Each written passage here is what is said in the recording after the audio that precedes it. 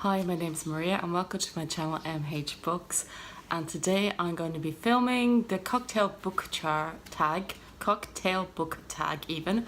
I was tagged by the lovely Charlie Brooke, and I'll be leaving the original tag and Charlie Brooke's tag down below as you do.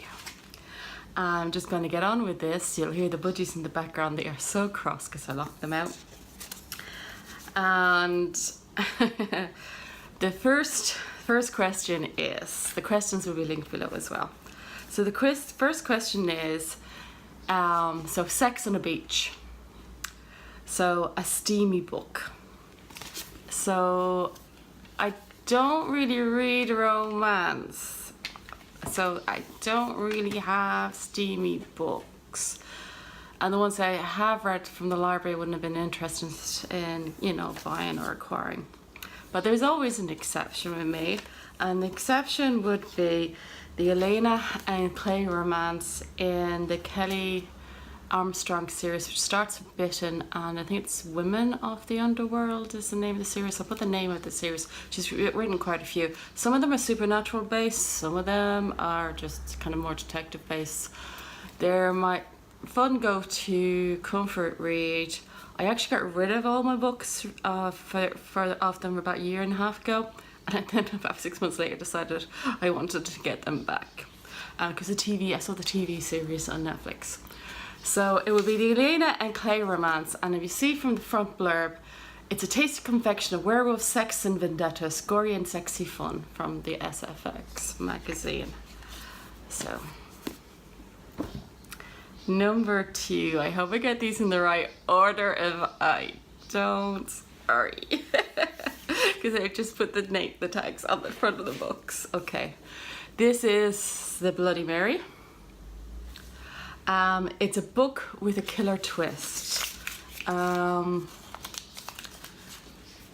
the recent thrillers, there's been none with a twist quite like this. Strongly recommend anybody who's interested in reading for thrillers, do not look at reviews of this in Goodreads, because I worked out what the twist was. It wasn't even halfway through. I worked it out. I don't think anybody else has, but I had seen enough information from the different people's reviews that I put together.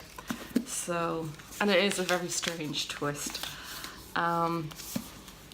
What's the book? I always say your name wrong. It's Gillian Flynn, not Gillian Flynn.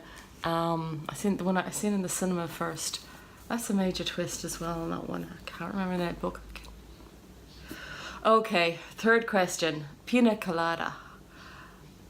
So a tropical exotic setting. I've noticed recently that I read mostly dark books and books in cold climates. So this is a book set half in a cold climate and set half in Algiers. It's historic fiction, and it's the Sealwoman's Gift, which has been going on BookTube. I haven't seen this cover though in the BookTube videos I've seen yet. So the protagonist here is the wife. I think it's a vicar that she's married. She's married to a priest of some sort, and they live in Iceland in 1627, and they are stolen by Barbary pirates with the rest of their town. There's about 400 people, and they are brought to Algiers. So this is a land of sunshine and exotic spices, and they used to live in Iceland in a very dark climate, a very cold and wet climate, and they go into this very exotic place.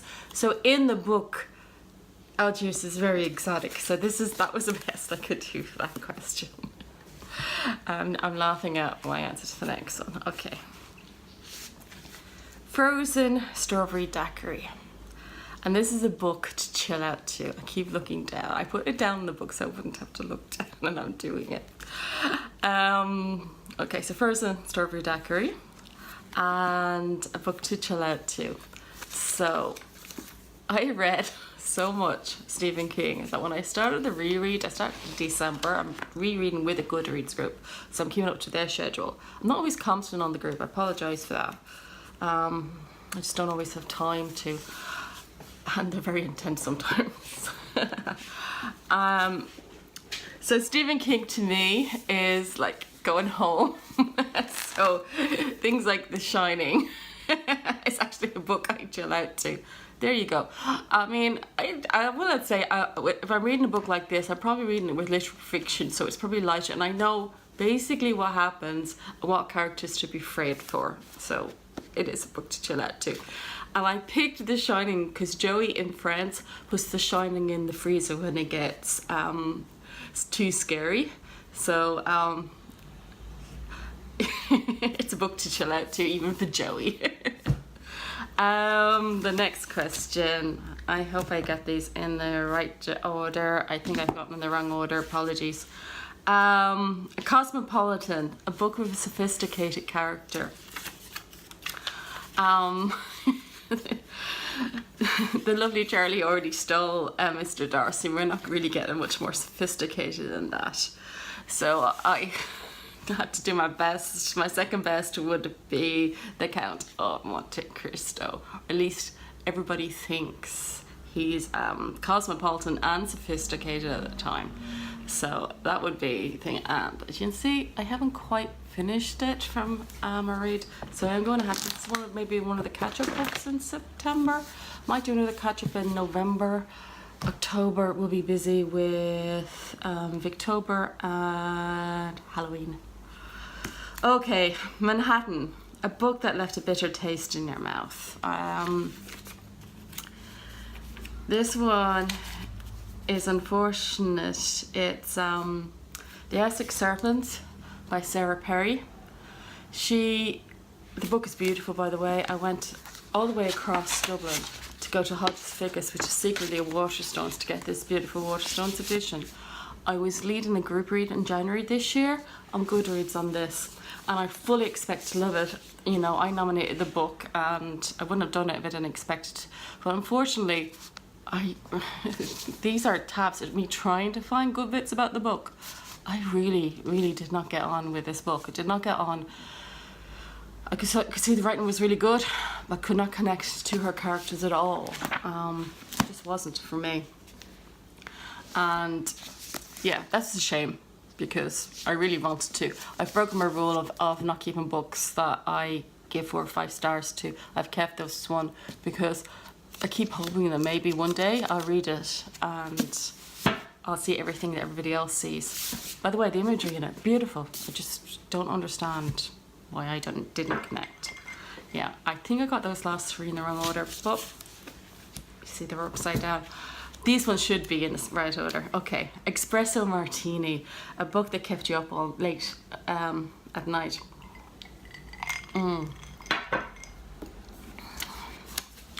My family thought I was mad. I remember mentioning this at a Friday night dinner. We have Friday night dinners together. They thought I was mad.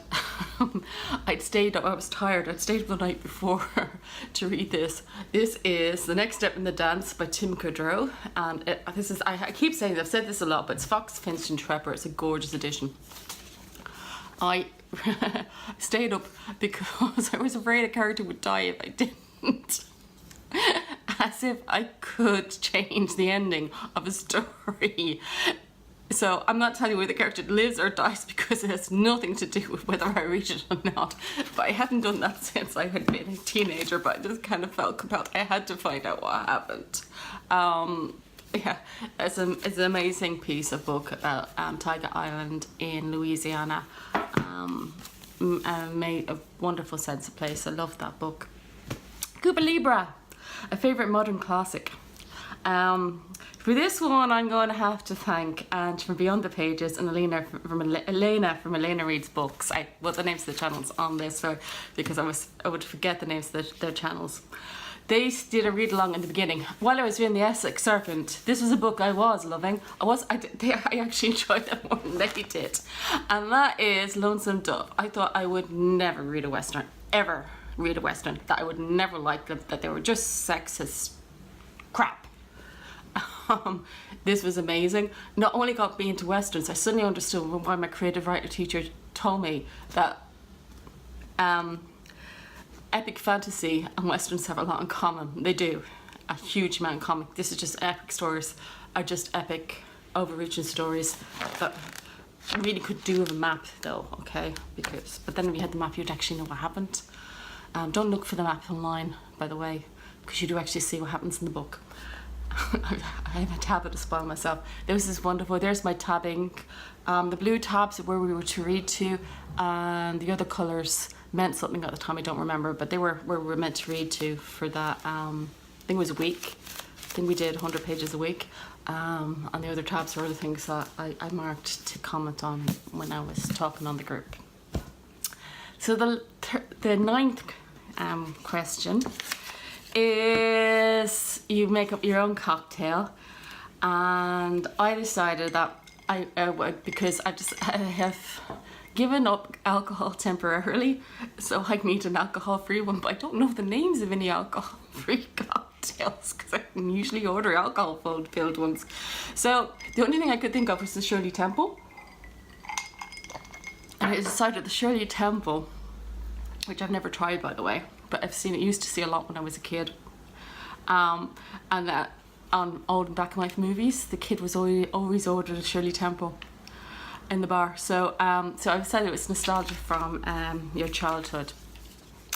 What's the prompt? So this book I bought for 2p when, I don't know, I think it was about 10 or 11, and I bought it for 2p in a sale of work in the local school, and it was in tatters, the copy I got for 2p. So 2p would be about 3 cents in euros nowadays, about 1.5p in UK, in sterling. Of course it was a long time ago, so it's probably like 20 cent, it was 20p now. The book was torn, it was scribbled on, there was pages missing. I read it over and over again. I loved it, but there's parts of this story I've never read, so I bought this copy last year so I could read the whole story. I still haven't got around to it, and I really must, because it's one that everybody knows and nearly everybody's read. And so that's Jane Eyre by Charlotte Bronte, and it's what got me collecting word cloud editions, because I wanted a nice copy, and that was the nice copy that was in the shop. And they also had some Jane Austen for sale in this edition as well, but nice end papers. And so I have to catch up. I don't know if I'm going to do this in Victober. Maybe I should. It's a kind of obvious one. I have a non-obvious book. We'll see. But that was the answer to my question. So, oh my God, the book pile is going to fall on top of you. Sorry. So the 10th question is, who do you tag? And I decided, like a lot of people do, that I tag anybody who wants to be tagged. But I'd like to give a particular shout out to anybody who has a new channel, and you know, it is anybody who really wants to be tagged. Okay, so that's the end of it. Thank you, Charlie, for tagging me. I'll send you a tweet so you know this is going up, but it does take me a long time to upload. So thank you. Subscribe if you want to. Do comment if you do want to do this tag, and tell me if you know, give me a link if you upload it, or if you're going to, just tell me you're going to, and I'll keep a watch out for you. And then other than that, I hope whatever you're reading that you're enjoying it, and happy Saturday. Bye bye.